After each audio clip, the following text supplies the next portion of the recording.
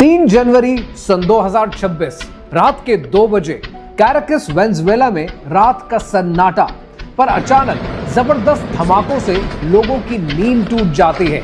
आसमान में जहाजों का शोर, 150 से ज्यादा जहाजों की आवाजें लोगों के दिमागों में बजने लगती हैं। कैराकस की जमीन कांपने लगती है और उसके बाद एकदम से मुकम्मल खामोशी। जब सुबह दुनिया जागती है तो दुनिया यह खबर सुनकर हैरान रह जाती है जो मॉडर्न हिस्ट्री में सुनने को कभी नहीं मिली कि अमेरिका ने एक और मुल्क के प्रेसिडेंट को उसके प्रेसिडेंशियल पैलेस से along with the first lady kidnap कर लिया है। लेकिन यह खबर और यह कहानी सिर्फ एक किडनैपिंग की या एक गिरफ्तारी की कहानी नहीं है। यह कहानी है दुनिया की सबसे बड़ी डकैती की।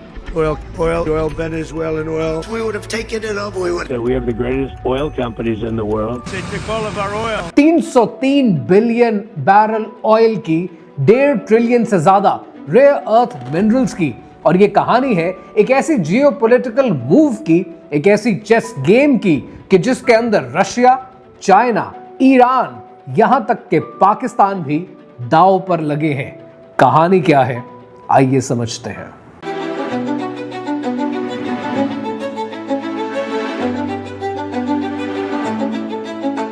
ये कहानी शुरू होती है सन 1922 में।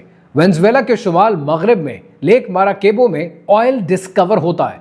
इतना तेल कि दुनिया पुकार उठती है कि वेनेजुएला के पास दुनिया में सबसे ज्यादा ऑयल रिजर्व्स हैं, 303 बिलियन बैरल्स, सऊदी अरेबिया से भी ज्यादा।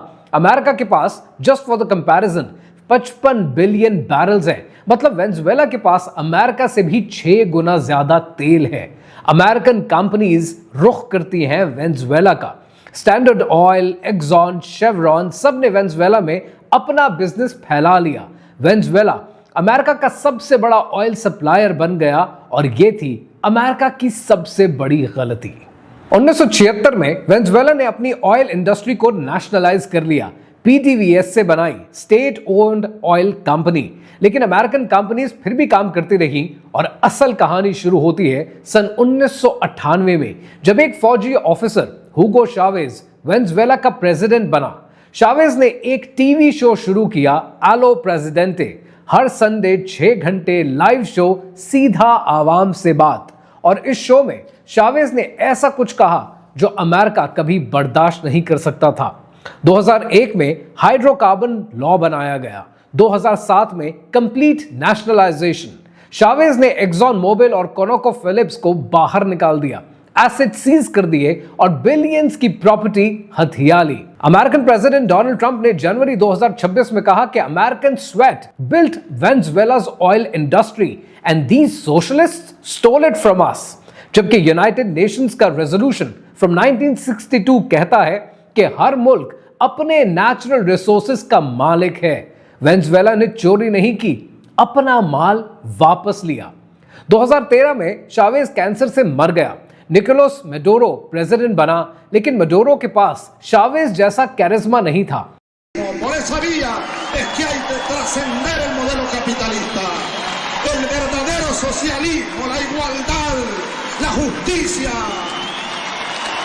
ऑयल प्राइसेस 2014 में क्रैश कर गई। $108 पर बैरल $30 पर बैरल पे आ गया। वेनेजुएला की इकोनॉमी तबाह हो गई। अमेरिका ने सैंक्शंस लगा दी, पीडीवीएस का पैसा फ्रीज कर लिया। वेनेजुएलन लोगों को भूख और दवाइयों की कमी फेस करना पड़ी और 80 लाख से ज्यादा लोग मुल्क छोड़कर चले गए। और यहां से शुरू होता है अमेरिका का नया प्लान।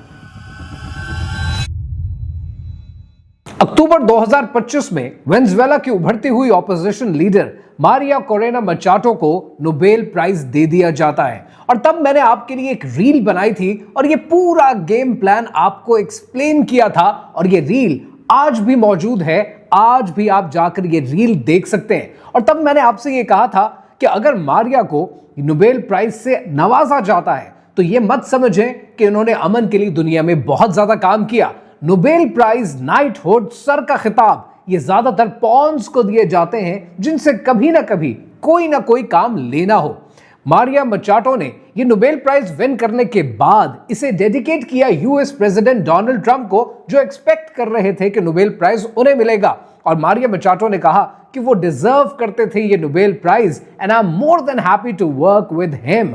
और ये सब बातें एक पॉन कर रहा होता है जब उसकी नजर किसी न किसी चीज पर होती है। They took our oil rights. We had a lot of oil there. As you know, they threw our companies out, and we want it back. अक्टूबर 2025 में यह नोबेल प्राइज दिया जाता है और फिर आपने क्या देखा कि नवंबर 2025 में मियामी के अंदर एक सीक्रेट मीटिंग ऑर्गेनाइज की जाती है और इस मीटिंग को अटेंड करती हैं मारिया मचाटो, जो वेनेजुएला छोड़कर समहाउ यूएस लैंड पर लैंड करती हैं और वहां जाकर वो ये मीटिंग अटेंड करती हैं जहां पे वेनेजुएला का फ्यूचर और फ्यूचर इन्वेस्टमेंट्स को डिस्कस किया जाना था। अब यहां पर सोचने की बात यह है कि वेनेजुएला से बाहर निकलना इनके लिए कितना मुश्किल था, फिर भी ये निकली, ये यूनाइटेड स्टेट्स पहुंची और इस मीटिंग को अमेरिकन प्रेसिडेंट डोनाल्ड ट्रंप ने भी अटेंड किया। अब यहां पर हैरानगी की बात यह है कि जब ऑलरेडी मडूरो एक सिटिंग प्रेसिडेंट हैं वेनेजुएला के, तो ये इन्वेस्टमेंट प्लान्स और वेनेजुएला का फ्यूचर सिटिंग गवर्नमेंट के साथ क्यों नहीं डिस्कस किया जा रहा? ये डिस्कस किया जाता है एक उभरते हुए ऑपोजिशन लीडर के साथ कि इसके बाद वेनेजुएला का फ्यूचर क्या होगा, इन्वेस्टमेंट प्लान क्या होगा और ऑयल और रेयर अर्थ मिनरल्स पर किसका हक होगा। 3 जनवरी 2025 को होने वाले अटैक से ठीक 3 दिन पहले मडूरो ने स्टेट टीवी के ऊपर एक इंटरव्यू दिया और इस इंटरव्यू में उन्होंने जो कहा उसने दुनिया को हैरान कर रख दिया। मडूरो ने अपने इंटरव्यू में यूनाइटेड स्टेट्स के बारे में कहा, if they want to seriously discuss an agreement to combat drug trafficking, we are ready. If they want oil, Venezuela is ready for US investment like with Chevron, wherever they want, whenever they want and however they want it. यानी in other words, मडूरो ने खुलकर surrender कर दिया और surrender के वक्त ये कहा कि अगर ड्रग ट्रैफिकिंग पे बात करनी है, हम कॉर्पोरेशन के लिए तैयार हैं। ऑयल इन्वेस्टमेंट, हम अपनी इकोनॉमी खोलने के लिए तैयार हैं। अगर माइग्रेशन पे बात करनी है, हम प्लान बनाने के लिए तैयार हैं। लेकिन फिर भी 3 दिन के बाद यूनाइटेड स्टेट्स ने अटैक कर दिया। क्यों? क्योंकि ये चीज इस वक्त जियोपॉलिटिक्स की सबसे इंपॉर्टेंट मूव है और इसको समझने के लिए चाइना की मूव्स को क्लोजली स्टडी करना बहुत जरूरी है। अब सबसे इंपॉर्टेंट बात समझने की जरूरत है जो आपको कोई बताएगा नहीं कि अटैक से सिर्फ चंद घंटे पहले यानी 2 जनवरी 2026 को चाइना के special envoy for Latin America कुई जियो की मुलाकात कर रहे थे मडूरो के साथ कैराकस, वेनेजुएला में। अब अगर ये मीडिया से पूछा जाए तो दुनिया कहती है कि एक रूटीन डिप्लोमेटिक मीटिंग थी, इसके अलावा कुछ नहीं।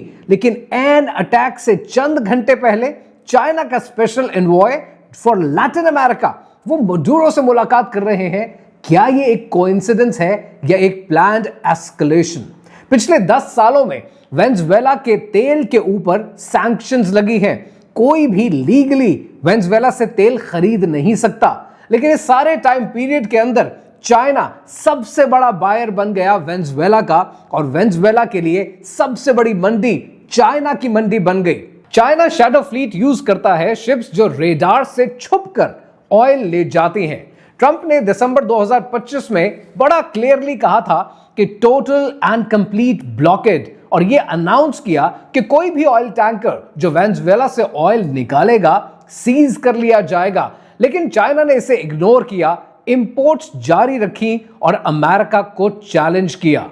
अब मैं आपको वो बात बताने वाला हूं जो मेन स्ट्रीम मीडिया आपको कभी बताएगा नहीं कि यह लड़ाई तेल की लड़ाई नहीं है, यह सारी लड़ाई है रेयर अर्थ मिनरल्स की। यूएस प्रेसिडेंट डोनाल्ड ट्रंप ने 2025 में टैरिफ वॉर का आगाज किया और एक तवील जंग लड़ी चाइना के साथ टैरिफ्स के ऊपर।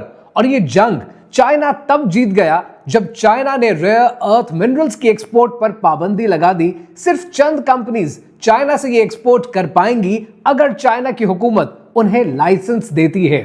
दुनिया के रेयर अर्थ मिनरल्स के ऊपर कंट्रोल चाइना का है, मोनोपोली चाइना की है और उसके एक्सट्रैक्शन के प्रोसेसेस का पूरा कंट्रोल चाइना के हाथ में है और ये बहुत बड़ा बॉटलनेक है अमेरिका के लिए आगे बढ़ने के लिए। लेकिन सवाल यह है कि ये रेयर अर्थ मिनरल्स अमेरिका को क्यों चाहिए और अमेरिका इन्हें कहां इस्तेमाल करता है। यहां तक कि पाकिस्तान ने भी एंटीमनी अमेरिका को प्रोवाइड की और हम भी अमेरिका की गुड बुक्स में तो आ गए, लेकिन अमेरिका को अब भी चाइना के साथ कंपीट करने के लिए रेयर अर्थ मिनरल्स की जरूरत है। वेनेजुएला और रेयर अर्थ मिनरल्स की अहमियत को समझना है तो यह समझें कि वेनेजुएला का Orinoco mining arc 1,12,000 square kilometre यहां है। कोल्टन जो स्मार्टफोन्स, लैपटॉप्स और मिलिट्री मिसाइल्स में इस्तेमाल होता है यहां से आता है। बॉक्साइट जो एल्यूमिनियम के लिए इस्तेमाल होता है यहां से आता है। गोल्ड जो लैटिन अमेरिका की सबसे बड़ी गोल्ड रिजर्व है वेनेजुएला में मौजूद है। निकल, कोबाल्ट, लिथियम जो इलेक्ट्रिक व्हीकल्स की बैटरी के लिए चाहिए यहां मिल जाता है। और रेयर अर्थ मिनरल्स जो डिफेंस सिस्टम में यूज होते हैं वो भी वेनेजुएला के पास हैं। चाइना दुनिया की 91% रेयर अर्थ की रिफाइनिंग के प्रोसेस को कंट्रोल करता है और अमेरिका अपनी जरूरत का 70% रेयर अर्थ मिनरल्स चाइना से इंपोर्ट करता है। अगर अमेरिका वेनेजुएला ले ले और उसके मिनरल्स का कंट्रोल संभाल ले तो चाइना की रेयर अर्थ मोनोपोली खत्म। यह है यूएस प्रेसिडेंट डोनाल्ड ट्रंप की सबसे बड़ी रियल मोटिवेशन। अब थोड़ा और डीप सोचते हैं। ताइवान के अंदर TSMC है, दुनिया की सबसे बड़ी सेमीकंडक्टर्स की कंपनी, चिप्स की कंपनी, और ये वो कंपनी है जो दुनिया में इस्तेमाल होने वाली 50% चिप बनाती है। 2nm चिप, वो चिप जो AI में इस्तेमाल होती है वो यहां बनती है और अमेरिका के लिए, एनविडिया के लिए, तमाम टेक कंपनीज के लिए काबिल कद्र है। और ये बात चाइना को हजम होने वाली नहीं है। अगर अमेरिका वेनेजुएला के रेयर अर्थ मिनरल्स का कंट्रोल संभाल लेता है तो बदले में चाइना कोई ना कोई मूव करेगा जो ताइवान के कंट्रोल के करीब उसे ले जाएगी। अब ये मूव करने के लिए अमेरिका की इस हरकत के बाद, मडूरो की किडनैपिंग के बाद एक रीजन मिल चुका है चाइना को, एक प्रेसिडेंस अमेरिका ने सेट कर दी है और इस प्रेसिडेंस पे चाइना चल सकता है। अब ये ताइवान का मुकम्मल कंट्रोल हो सकता है, एक छोटे पैमाने की जंग हो सकती है, एक एक्सपोर्ट का ब्लॉकेड हो सकता है, कोई ना कोई मूव निकलेगी। लेकिन अब चाइना के पास ये प्रेसिडेंस मौजूद है और ये कहानी शायद बहुत लंबी नहीं खिंचेगी। ये कहानी शायद आपको जल्दी देखने को मिल जाएगी क्योंकि ये अब महीनों की नहीं, शायद हफ्तों की गेम बची है और चंद हफ्तों में दुनिया एक नया रुख लेगी। लेकिन इस सब के अंदर रशिया क्यों खामोश बैठा है? रशिया के पास तो पूरा चांस था कि खुलकर वेनेजुएला की सपोर्ट करता, पर रशिया ने क्या किया पहले वो समझते हैं। रशिया ने ऑफिशियल स्टेटमेंट दिया है कि this is an act of armed aggression against Venezuela and it's deeply concerning and condemnable. लेकिन आपने ये नोटिस किया है कि रशिया ने सिर्फ लफ्जी मजम्मत की है, कोई एक्शन नहीं लिया, कोई मिलिट्री रिस्पॉन्स की बात नहीं की, किसी इमरजेंसी सेशन की डिमांड नहीं की, यहां तक कि कोई रियल प्रेशर भी नहीं दिया। क्यों? जरा सोचें कि रशिया ने 2022 से लेकर आज तक कहा है कि नेटो एक्सपेंशन एक थ्रेट है, रशिया अपने बैकयार्ड को प्रोटेक्ट कर रहा है। वेस्ट कहता है कि ये इलीगल है, इंटरनेशनल लॉ की वायलेशन है। और अब अमेरिका ने क्या किया है? अमेरिका ने भी तो अपने ही बैकयार्ड में वेस्टर्न हेमिस्फीयर में मिलिट्री इंटरवेंशन की है, सॉवरेनिटी को वायलेट किया है, सिटिंग प्रेसिडेंट को किडनैप किया है बगैर यूएन ऑथराइजेशन के। तो अब रशिया कह सकता है कि देखो अमेरिका भी यही करता है, हम और अमेरिका बराबर हैं और यूक्रेन पर हमारा हक है। चैथम हाउस का एनालिस्ट कहता है कि Russia will use US actions to bolster its justification for its invasion of Ukraine. Al Jazeera का आर्टिकल कहता है कि अटैक से चंद हफ्ते पहले यह आर्टिकल लिखा गया है और वो कहता है कि Russia may gain more than lose from a US intervention in Venezuela. It would put Russia and US on an equal moral footing। Geopolitics में परसेप्शन मैटर करती है और अब यूएस की रूल बेस्ड ऑर्डर की बात करने की कोई क्रेडिबिलिटी बाकी नहीं बची है। ट्रंप और रशिया के साथ यूक्रेन में एक पीस डील ऑलरेडी चल रही है और इस हफ्ते यूक्रेन के साथ 20 पॉइंट पर यह पीस प्लान डिस्कस भी हुआ है और पुतिन जानता है कि अगर वो वेनेजुएला के मामले पर ज्यादा रिएक्ट करेगा तो ट्रंप नाराज होगा और पीस डील खराब होगी, तो रशिया चुप रहेगा, so that both sides will win. Trump will get Venezuela and Putin will get Ukraine. Justified, लेकिन नुकसान सिर्फ आवाम का। लेकिन इस सब के अंदर एक बड़ा इंटरेस्टिंग एंगल है जो सारे एनालिस्ट मिस कर रहे हैं, और वो एंगल बहुत इंपॉर्टेंट है, और वो एंगल है ईरान का। सन 2000 की दिहाई में ईरानियन प्रेसिडेंट अहमदिनेजाद और हुगो चावेज की दोस्ती बड़ी मशहूर थी। ईरान ने वेनेजुएला में बिलियंस इन्वेस्ट किए हैं, IRGC एफिलिएटेड एंटिटीज ने प्रोजेक्ट्स बनाए हैं, ऑयल फॉर गोल्ड की भी डील्स हुई हैं सैंक्शंस के दौरान, और हिजबुल्लाह का भी वेनेजुएला में नेटवर्क्स मौजूद हैं। यहां भी इल्जाम लगता रहा है कि ड्रग ट्रैफिकिंग से फंडिंग होती रही है। खुद मारियो मचाटो कहती है कि Venezuela was already invaded, we had Russian agents, Iranian agents, terrorist groups such as Hezbollah, Hamas operating freely. Maduro के गिरने से ईरान की इन्वेस्टमेंट खतरे में पड़ सकती है, बिलियंस ऑफ डॉलर्स डूब सकते हैं। लेकिन यहां पर चंद एक बातें समझना जरूरी है। इस वक्त ईरान की सिचुएशन है क्या? इस वक्त ईरान में भी प्रोटेस्ट चल रहे हैं। 50 शहरों में, 22 सूबों में डेथ टू खामनाई के नारे लग रहे हैं, और ट्रंप ने 2 जनवरी को ट्वीट किया कि if Iran violently kills its protesters, US will intervene. इसके जवाब में खामनाई ने कहा है कि we will not yield to the enemy. Elon Musk ने भी फारसी में लिखा है कि इट्स अ फॉल्स इल्यूजन। लेकिन यहां पर जो एक बात समझनी है आपने, वो ये है कि इजराइल इस सारी कहानी में कहां बैठा है। इजराइल के एक्स प्राइम मिनिस्टर ने एक ट्वीट किया है, और ये ट्वीट समझना बहुत जरूरी है। इजराइल के एक्स प्राइम मिनिस्टर यार लापिड ने लिखा है ट्विटर पे कि the regime in Iran should pay close attention to what is happening in Venezuela।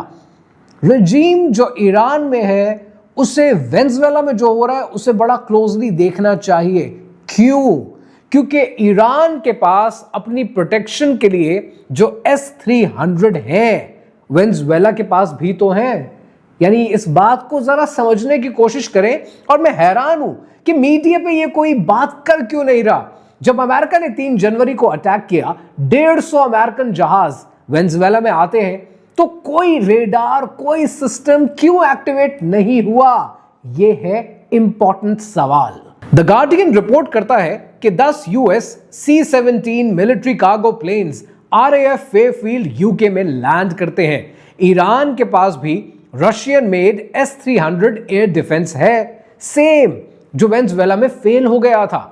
Atlantic council अपना एनालिसिस देती है कि the US operation in Venezuela signals to Iran that Washington is increasingly confident operating against Russian-derived air defense architecture। मतलब अगर America Venezuela में Russian defences को bypass कर सकता है तो ईरान में भी कर सकता है। ईरान और वेनेजुएला दोनों ऑयल रिच हैं, दोनों चाइना रशिया के एलाय हैं, दोनों को लेबल किया जाता है एज अ टेररिस्ट, उनको लेबल किया जाता है एज नार्को टेररिज्म। उम्मीद है कि आप ये सारा पैटर्न समझ रहे होंगे। 2024 में इसराइल ने ईरान पर स्ट्राइक्स की। जून 2025 में यूएस ने ईरान के न्यूक्लियर साइट्स को हिट किया। सीरिया गिर गया, हिजबुल्लाह कमजोर हो गई, हमास की लीडरशिप खत्म हो गई। खामनाई जो 36 साल से पावर में है, लेकिन ईरान की इकोनॉमी तबाह हो चुकी है और करेंसी कोलैप्स कर रही है। रिजीम चेंज की डिमांड वेस्ट की जानिब से बढ़ रही है। खामनाई अकेले रह गए। वेनेजुएला गिर गया, सीरिया गिर गया, सिर्फ वो बचे हैं। यानी यूं कह लीजिए कि इस वक्त खामनाई is the last man standing between freedom and imperialism. ये आखिरी सिपाही मौजूद है और ये आखिरी सिपाही लड़ रहा है। अब आखिर में बात करते हैं कि इस सारी जियोपॉलिटिकल मूव से क्या लगता है कि आगे क्या होने वाला है। सबसे पहले कि मारियो मचाटो को तो खुद डोनाल्ड ट्रंप ने रिजेक्ट कर दिया है और कह दिया कि इनके पास मासेस की मुल्क के अंदर रिस्पेक्ट और सपोर्ट मौजूद नहीं है। So she is not the contender. Maria Machado, अब आपको एहसास हुआ कि हाथी के दांत खाने के और दिखाने के और होते हैं। जिसका नाम आ रहा होता है उसी को नहीं दिया जाता। लीडरशिप किसी और के हवाले की जाती है। अब आपको एहसास हुआ कि ऐसे कामों का ऐसा ही नतीजा निकलता है। रही बात कि इमीडिएटली क्या होगा, अमेरिकन कंपनीज फ्लड करेंगी। रेयर अर्थ मिनरल्स तो मेन टारगेट है। Anything related to oil, that's a cherry on the top. So American companies Exxon Mobil, ConocoPhillip, Chevron ये रश करेंगी और जो ऑयल प्रोडक्शन है वो 1 मिलियन बैरल पर डे से उठाकर 3 मिलियन बैरल पर डे पर लेके जाया जाएगा। वेनेजुएला का तेल, इस पर क्या वेनेजुएला के लोगों का हक है? हरगिज नहीं। इस पर अब हक होगा अमेरिकन कंपनीज का और ये प्रॉफिट जाएंगे अमेरिकन कंपनीज के कंट्रोल में। लेकिन यहां पर एक और इंपॉर्टेंट एंगल समझना जरूरी है और वो है चाइना का एंगल। चंद दिनों में आप देखेंगे कि चाइना जो अभी तक सिर्फ कंडेम कर रहा है, हेजेमोनिक एक्ट कह रहा है, सॉवरेनिटी की बात कर रहा है, उसकी चाइना ताइवान पॉलिसी के ऊपर प्रेशर पड़ेगा। कुछ ना कुछ तो होगा जो ताइवान के इर्द गिर्द होगा। वो अटैक की सूरत में हो सकता है, इंटेंसिफाइड मिलिट्री एक्सरसाइजेस की सूरत में हो सकता है, ब्लॉकेड की सूरत में हो सकता है, पर जो भी होगा शायद आपको जल्दी ही देखने को मिलेगा। लेकिन यहां पर पाकिस्तान का लेना देना क्या है? 5 इंपॉर्टेंट बातें हैं जो पाकिस्तान से रिलेटेड है, जो हमें केयरफुली समझनी चाहिए। 5 इंपॉर्टेंट एलिमेंट है जो पाकिस्तान से रिलेटेड है और हमें समझने चाहिए कि शॉर्ट टर्म में वेनेजुएला का तेल मार्केट में आता रहेगा, प्राइसेस स्टेबल रहेंगी, लेकिन in the longer run OPEC के डायनेमिक्स बदलेंगे और उन डायनेमिक्स को समझना हमारे लिए इसलिए जरूरी है क्योंकि पाकिस्तान अपना तेल इंपोर्ट करता है। दूसरी इंपॉर्टेंट बात यहां पर चाइना कनेक्शन से रिलेटेड है, क्योंकि चाइना हमारा एलाय है, सीपेक में हमारा पार्टनर है और एक लंबा अरसा है दोस्ती का। लेकिन eight the same time US हमारी सबसे बड़ी मंडी है, हमारी एक्सपोर्ट्स यूनाइटेड स्टेट्स जाती हैं। अगर इस ब्लॉकेट के अंदर कहीं इन दोनों के बीच में टेंशंस बढ़ती हैं तो हमें चूज करना पड़ेगा कि हमें कहां खड़ा होना है और कब कहां पर किसका साथ निभाना है। इन एन आइडियल सिनेरियो हमें सबसे ज्यादा सूट करता है कि हम विकेट के दोनों तरफ खेलें, क्योंकि हमारे पास पैसे नहीं है। लिहाजा हमें दोनों को राम रखना है, दोनों को खुश रखना है, दोनों को साथ लेकर चलना है। Along with that Iranian factor को इग्नोर नहीं कर सकते।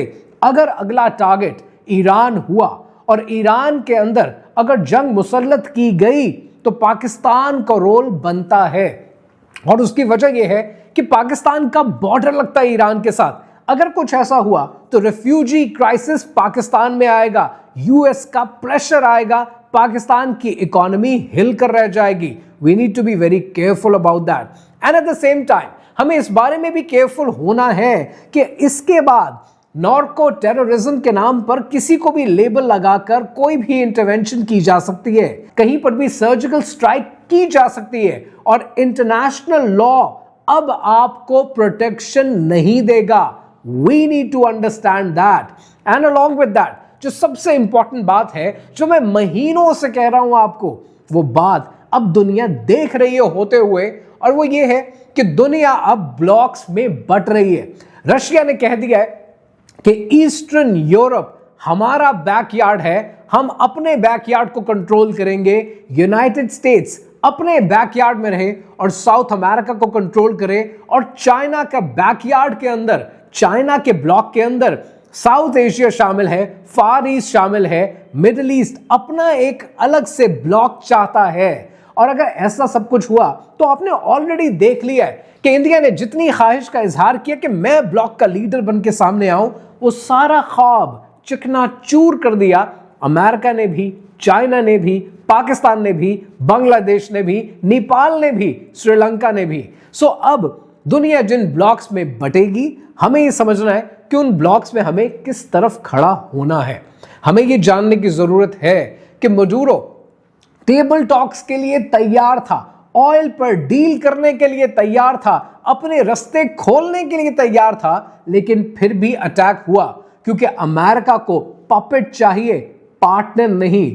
दुनिया बदल रही है और इस बदलती हुई दुनिया का असर सब पर पड़ेगा, पाकिस्तान पर भी, और हमें यह फैसला करना है कि हमें कहां खड़ा होना है। रही बात वेनेजुएला की आवाम की, जो दुनिया के कई मुल्कों में खुशी का और जश्न का मुजाहरा कर रहे हैं, उन्हें समझना चाहिए और याद करना चाहिए कि इराक के साथ क्या हुआ, उन्हें याद करना चाहिए कि सीरिया के साथ क्या हुआ, उन्हें याद रखना चाहिए कि लिबिया के साथ क्या हुआ।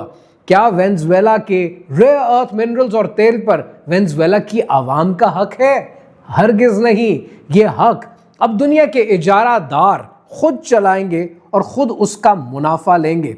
इसलिए शायर कहता है कि कौन कहता है गरीबों की भलाई होगी, कौन कहता है गरीबों की भलाई होगी, ये हवाई किसी दुश्मन ने उड़ाई होगी। हम गरीबों पे अमीरों का भी तकिया है, हम गरीबों की अभी और पिटाई होगी।